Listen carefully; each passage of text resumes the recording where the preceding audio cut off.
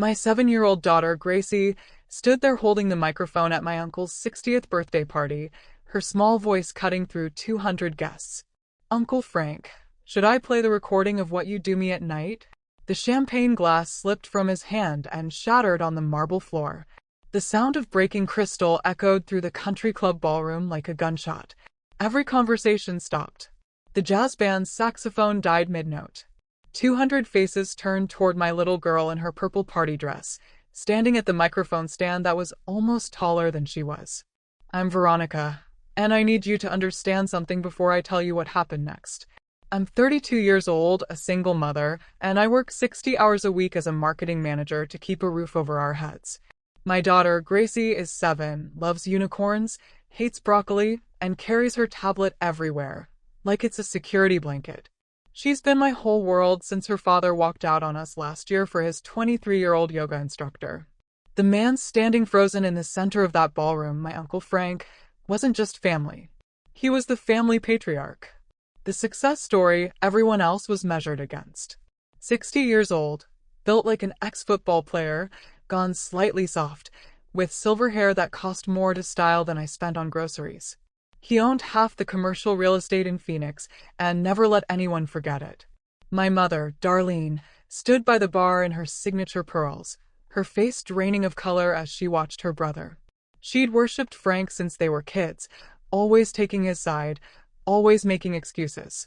My father, Mitchell, sat at their table, staring at his hands, like he always did when things got uncomfortable.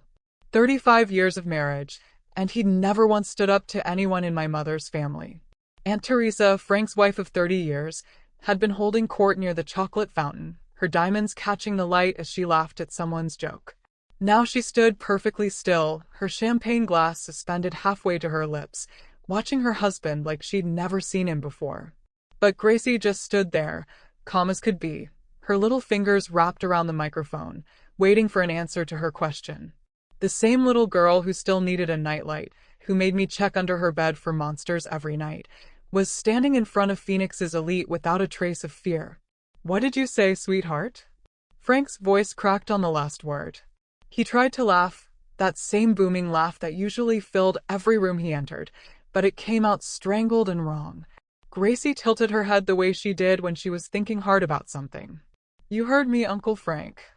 Should I play the recording?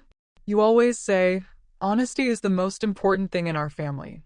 That's what you said in your speech earlier, right before you called my mommy those mean names." I'd been dreading Uncle Frank's 60th birthday party for 3 weeks, ever since the golden embossed invitation arrived at our apartment. The country club ballroom was exactly what you'd expect from Frank. Crystal chandeliers that threw rainbow patterns across the walls. A live jazz band imported from New Orleans. And 200 of Phoenix's wealthiest residents pretending they actually enjoyed each other's company. I smoothed down my black cocktail dress, the only one I owned that still fit properly after the stress of the divorce, and held Gracie's hand a little tighter as we walked through the massive oak doors. "Remember what we practiced, baby?" I whispered to her, bending down to adjust the purple bow in her hair. "Just smile, say happy birthday to Uncle Frank, and we can leave right after dinner. 2 hours maximum, I promise." Gracie nodded solemnly, clutching her small silver purse that held her tablet. She never went anywhere without it these days. Ever since her father, David, left us 13 months ago, she'd become quieter, always recording little videos for what she called her diary, or playing those mindless matching games that kept her calm. The child therapist said it was her way of processing the abandonment, creating a record of her life that couldn't just walk away like her father had.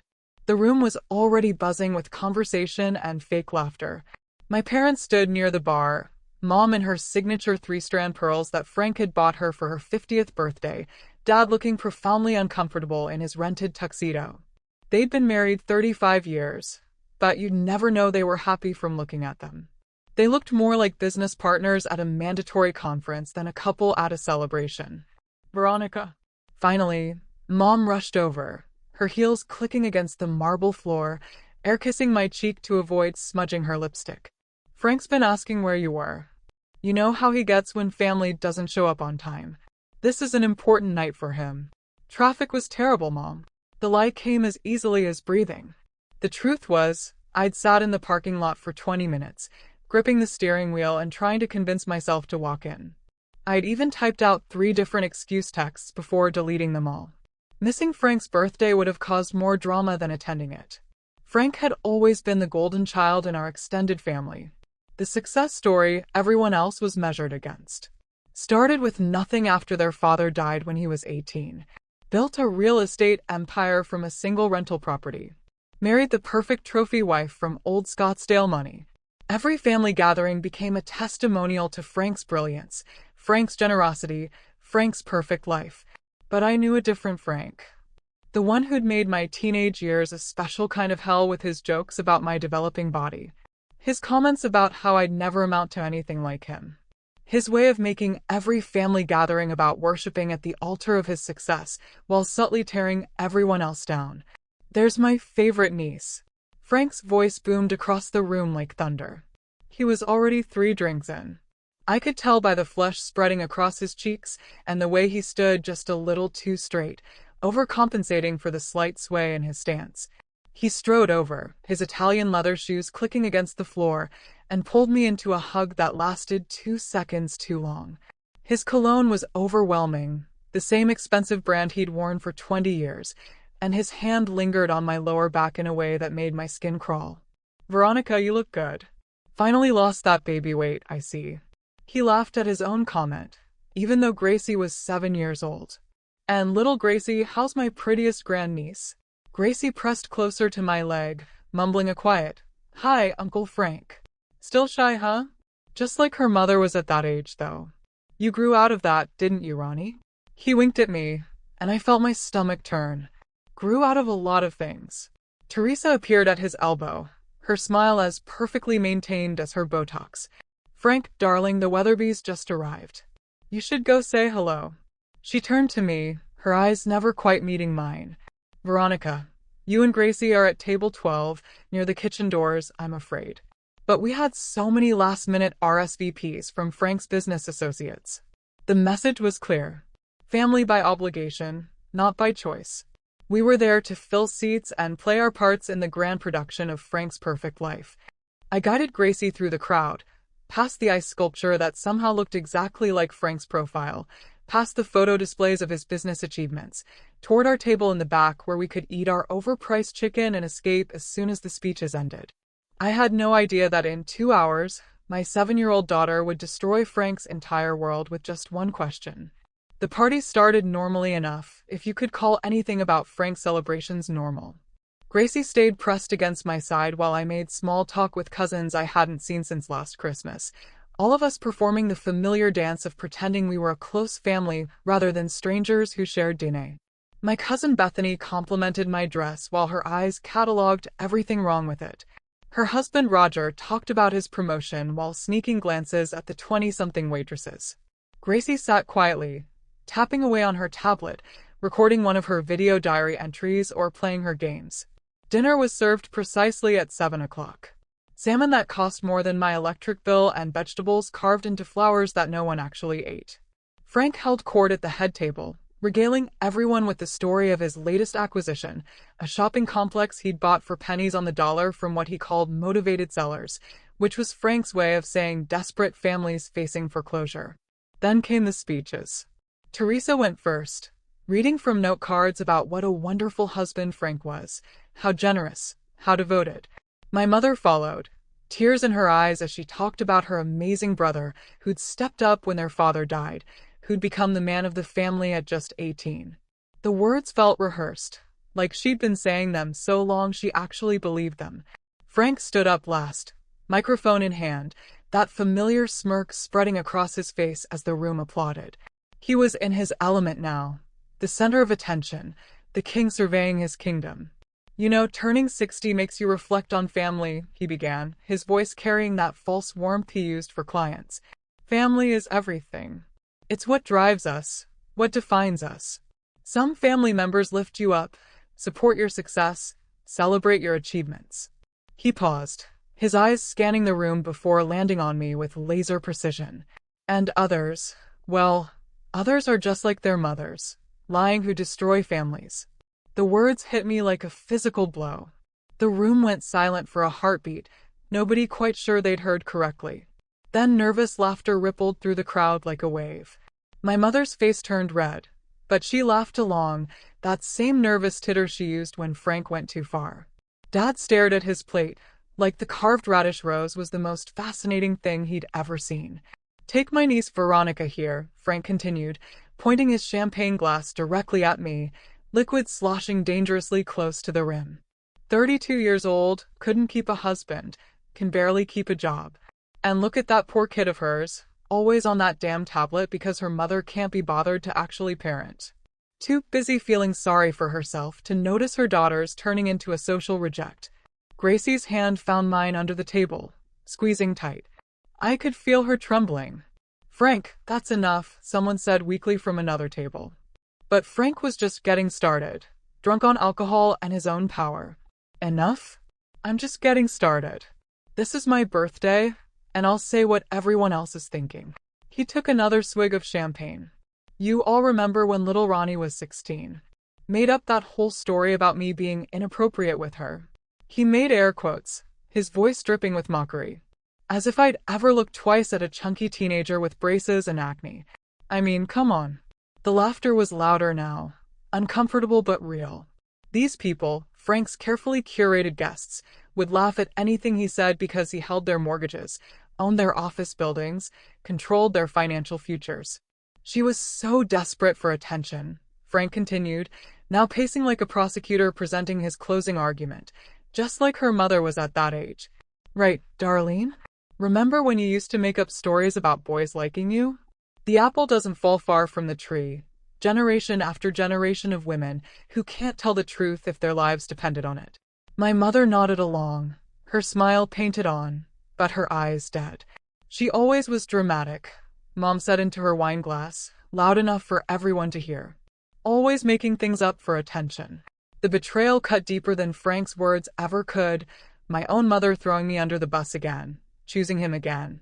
Just like when I was 16 and scared and trying to tell someone, anyone, that Frank kept finding excuses to be alone with me, kept making comments about my body, kept accidentally walking in when I was changing. Tears burned hot down my cheeks. I stood to leave, pulling Gracie up with me, but Frank wasn't done. Oh, don't go running off like you always do, Ronnie. Just like when you were a teenager, can't face the truth about yourself. This is what's wrong with your generation. No accountability, always the victim, never taking responsibility for your failures. That's when Gracie pulled away from my hand and started walking toward the microphone stand. Gracie moved through the crowd with a determination I'd never seen in her before.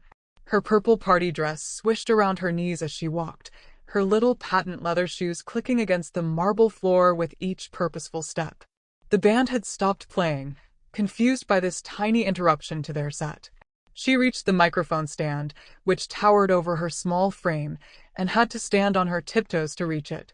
Excuse me, her small voice echoed through the speakers, clear as a bell. Uncle Frank. The entire room turned to look at her, 200 faces, all focused on my 7-year-old daughter, standing alone at the front of the ballroom. Frank laughed, that condescending chuckle he reserved for people he considered beneath him. Look at this. The apple doesn't fall far from the tree, he announced to his audience. What attention-seeking drama is this? Did Mommy tell you to come up here, sweetheart? Gracie shook her head slowly. No, Uncle Frank. Mommy doesn't know I'm doing this. But you said my mommy tells lies, and that's not true. I don't lie. Lying is bad. My mommy taught me that. Of course it is, sweetheart, Frank said, his voice dripping with false sweetness as he started walking toward her. Why don't you go back to your mother now? The adults are talking. But you lie, Gracie said simply, her voice steady in a way that seemed impossible for a 7-year-old facing down a room full of adults. You lied about being at a business meeting last Tuesday. You were in Mommy's room when she was at work. I saw you. The room went completely quiet. Teresa's perfectly maintained smile faltered, her champagne glass frozen halfway to her lips. Frank's face shifted from amused condescension to something darker. Kids say the darndest things, Frank said, forcing another laugh that nobody joined. Veronica probably coached her to say this, another desperate attempt for attention. I have a recording, Gracie interrupted, pulling her tablet from her small purse. The device looked huge in her tiny hands. I record everything for my video diary. My therapist said it's good to keep track of my feelings and what happens each day. Like when you came to our house last week when Mommy was at work. You used a key to get in. You said you were checking on us, but you went into Mommy's room and stayed there for a long time. My blood turned to ice. I had no idea Frank had been in my house. We changed the locks after David left, but Frank had helped us move in originally. Had he made a copy? The thought made my stomach heave. This is ridiculous, Frank said. But his voice had lost its confident boom. I've never been to your apartment without your mother knowing. That's another lie, Gracie said matter-of-factly. You've been there lots of times. 17 times in the last 3 months. I counted. You always come between 10 and noon on Tuesdays and Thursdays when Mommy's at her big meetings. Sometimes you stay for an hour. Teresa stood up, her chair scraping against the floor. Frank, what is she talking about? She's a confused little girl, Frank said quickly. Probably saw a maintenance man or someone else and got confused. Gracie shook her head again. I'm not confused. You said mean things about Aunt Teresa when you were in Mommy's room. You said she was stupid and boring. And you were doing weird things with Mommy's clothes, taking pictures, smelling them. You went through her dresser drawers and took something. I couldn't see what because I was hiding in the hallway, but you put something in your pocket. The silence in the room was deafening. Every single person sat frozen, watching this little girl systematically destroy Frank's carefully constructed image with the precision of a surgeon. Should I play the recording? Gracie asked innocently, her finger hovering over the tablet screen. You always say that evidence is important, Uncle Frank. That's what you said when you were on the phone with your lawyer last month about that lawsuit. You said evidence is everything. Frank started moving toward her more quickly now, his face flushed dark red. Give me that tablet right now, young lady. I jumped up, my maternal instincts overriding my shock. But before I could move, my father stood up.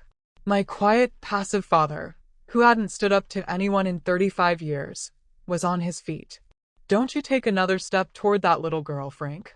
Dad's voice was low and dangerous, a tone I'd never heard from him before. Frank stopped, looking around the room at his guests, his carefully curated audience of people who owed him money, favors, or both. But even they were looking at him differently now, suspicion replacing admiration. Play it. Teresa's voice cut through the silence like a blade. Play the recording, Gracie. Gracie touched her tablet screen with the confidence of a child who'd grown up with technology. She held the microphone up to her device, and suddenly Frank's voice filled the ballroom, crystal clear through the expensive sound system he'd insisted on having for his party. Stupid Teresa thinks I'm at a meeting with the Riverside Development Group. She actually believes I spend 3 hours every Tuesday looking at blueprints. God, she's gotten so boring. 20 pounds heavier than when we married. Talks about nothing but her book club and her Pilates classes. I come here when Veronica's at work sometimes, just to remember what it's like to want something you can't have. There was a rustling sound on the recording, like fabric being moved. This is Veronica's bed. She sleeps right here on the left side, even though she's alone now. Still can't break the habit from when that loser David was here. These are her sheets. That silky purple set. They smell like her, like that vanilla perfume she wears. The same perfume Darlene wore when we were teenagers, before she married that useless Mitchell. My mother gasped, her hand flying to her mouth. The recording continued, and Frank's real voice got louder, more desperate as he moved toward Gracie. That's enough. Turn it off. But Gracie stepped back, keeping the microphone close to her tablet as Frank's recorded voice continued. Darlene should have been mine. I saw her first, loved her first, but she chose Mitchell because our parents said it would be weird, us being siblings and all. But I knew we weren't really siblings, not by blood. Mom had that affair. Everyone knew it. I wasn't Dad's real son. We could have been together. And Veronica, God, Veronica looks just like Darlene did at 32. Sometimes when I'm standing in this room, going through her things, I pretend she's Darlene, that I got the life I was supposed to have. The sound of drawers opening came through the speakers. These are her underwear. The nice ones she never wears anymore since David left. This black lace pair. I'm taking these. She'll never notice. Just like she never notices that I kept her spare key from when I helped her move in. Stupid woman trusting me like that. Though she wasn't so stupid when she was 16. She knew what I wanted then. Tried to tell people, but nobody believed her. Dramatic little Veronica making up stories. If only they knew how many nights I've stood in her doorway while she slept. She's so beautiful when she's unconscious. When she can't look at me with those judging eyes. Teresa's scream cut through the recording. She grabbed a full bottle of champagne from the nearest table and hurled it at Frank, missing his head by inches as it shattered against the wall behind him. You sick bastard. You've been stalking your own niece, stealing her underwear. The recording wasn't done. Frank's voice continued, getting more disturbing with each word. 17 times I've been here now. Each time I get a little braver. Last week, I touched her pillow. Put my face where hers goes. Next time, maybe I'll be here when she gets home. Maybe there'll be an emergency, a reason I had to be here. Maybe she'll be grateful, vulnerable. Maybe she'll finally see that I'm the one who really loves her. Not like that pathetic David. Not like any of those losers she dates. I've loved her since she was born. Watched her grow up. Watched her become exactly what I knew she would be, mine. She was always supposed to be mine. The recording stopped. The silence that followed was absolute, broken only by Teresa's sobbing and the sound of champagne still dripping from the wall. Frank lunged for Gracie then, his face purple with rage, but he didn't make it 2 steps. My father, my quiet, passive father, tackled him to the ground with a force that sent them both sliding across the polished floor. Dad pulled back his fist and punched Frank square in the jaw. Then again, and again.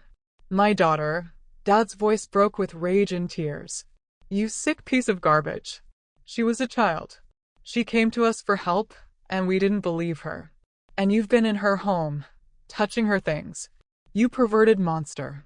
Security rushed in, pulling Dad off Frank, but the damage was done.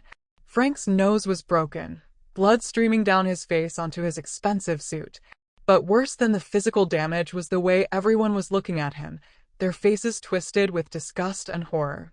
There are more recordings, Gracie said calmly, as if she hadn't just destroyed a man's entire life. 3 of them from all the times he came over. Sometimes he stayed for 2 hours. Sometimes he took things. Mommy's hairbrush once. A picture of her from the fridge. Her favorite coffee mug. Should I play more? No, baby. I managed to say through my tears, dropping to my knees and pulling her into my arms. No more? You did so good. You did so good, my brave girl. Police sirens wailed in the distance, getting closer. Someone had called 911.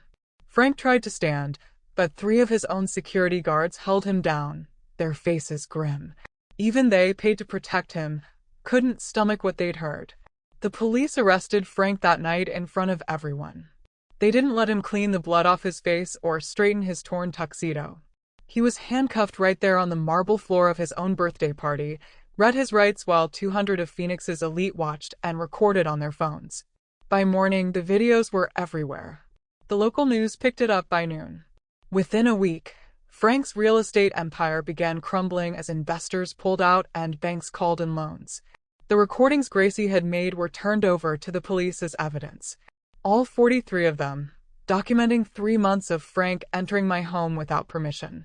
She'd started recording after she came home sick from school one day and saw Frank leaving our apartment. Being 7 and smart, she knew something was wrong, but didn't know how to explain it. So, she did what she'd been doing since the divorce. She documented everything. The police found the camera Frank had installed in my bedroom vent during their search. Hidden, but not yet activated. He'd been building up to something worse, they told me. The pattern of escalation was clear. They also found a box in Frank's home office with items from my apartment. Things I hadn't even noticed were missing. My hairbrush, a pillowcase, 3 pairs of underwear, photos of me taken without my knowledge, some from inside my home while I slept. 3 other women came forward after news of his arrest spread. My cousin Patricia in Tucson, who'd suddenly moved away 10 years ago. My dad's cousin Rebecca, who'd cut all contact with the family 5 years back.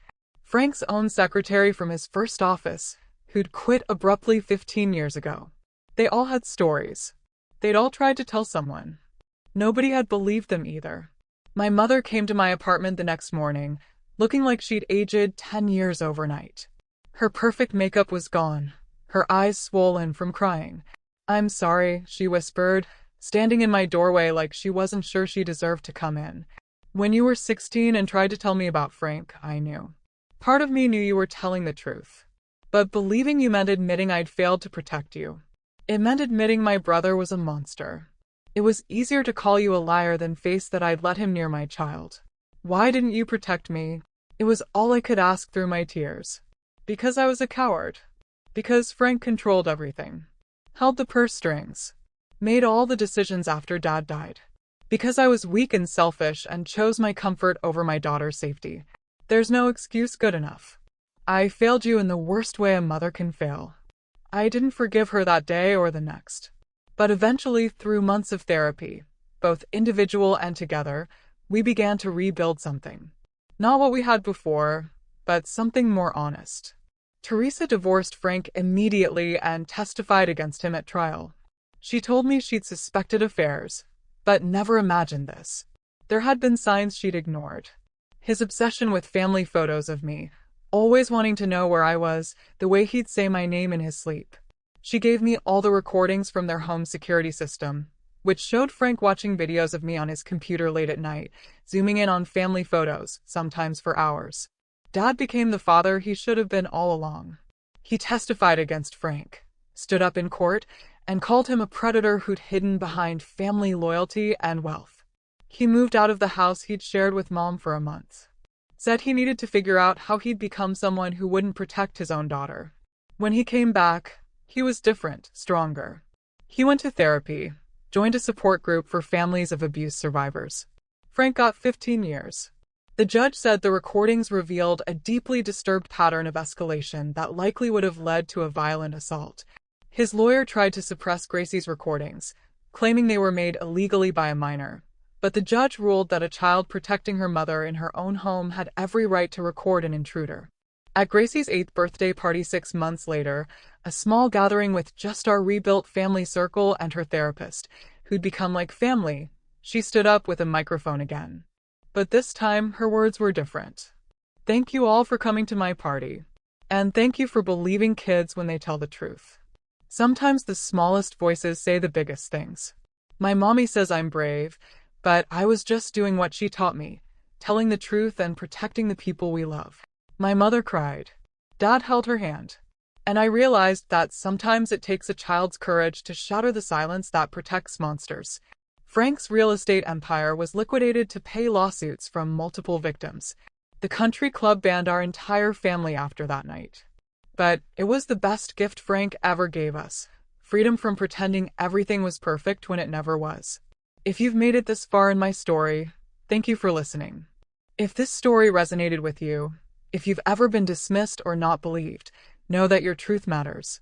Like this video if it touched you. Share it with someone who needs to hear that their voice matters. And don't forget to subscribe to this channel for more stories of courage and survival. Your story deserves to be heard, too. Comment below if you've ever had to stand up to someone everyone else protected.